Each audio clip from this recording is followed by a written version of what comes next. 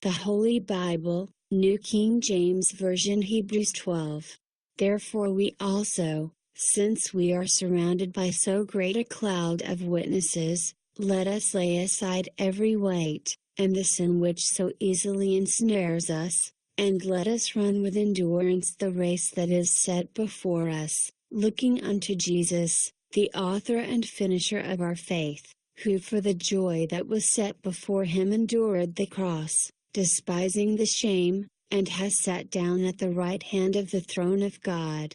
For consider him who endured such hostility from sinners against himself, lest you become weary and discouraged in your souls. You have not yet resisted to bloodshed, striving against sin.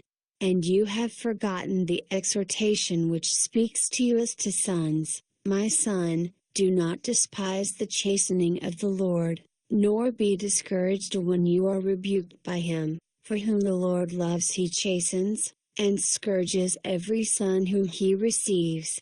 If you endure chastening, God deals with you as with sons, for what son is there whom a father does not chasten? But if you are without chastening, of which all have become partakers, then you are illegitimate and not sons. Furthermore, we have had human fathers who corrected us, and we paid them respect. Shall we not much more readily be in subjection to the Father of spirits and live? For they indeed for a few days chastened us as seemed best to them, but he for our profit, that we may be partakers of his holiness. Now no chastening seems to be joyful for the present, but painful. Nevertheless, afterward it yields the peaceable fruit of righteousness to those who have been trained by it. Therefore strengthen the hands which hang down, and the feeble knees, and make straight paths for your feet, so that what is lame may not be dislocated, but rather be healed.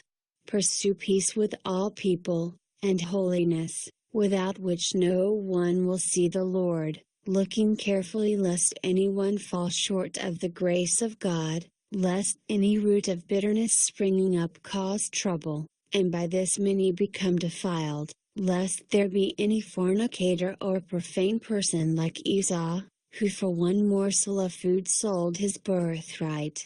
For you know that afterward, when he wanted to inherit the blessing, he was rejected, for he found no place for repentance, though he sought it diligently with tears.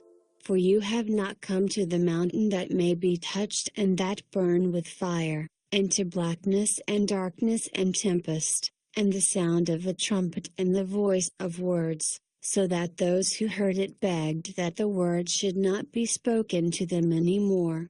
For they could not endure what was commanded, and if so much as a beast touches the mountain, it shall be stoned or shot with an arrow.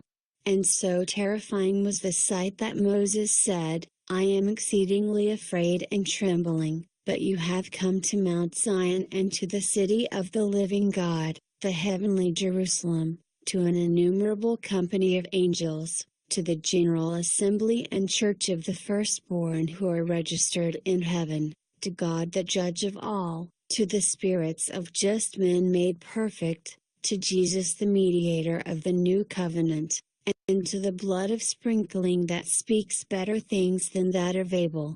See that you do not refuse him who speaks. For if they did not escape who refused him who spoke on earth, much more shall we not escape if we turn away from him who speaks from heaven, whose voice then shook the earth. But now he has promised, saying, Yet once more I shake not only the earth, but also heaven. Now this, yet once more, indicates the removal of those things that are being shaken, as of things that are made, that the things which cannot be shaken may remain. Therefore, since we are receiving a kingdom which cannot be shaken, let us have grace, by which we may serve God acceptably with reverence and godly fear. For our God is a consuming fire.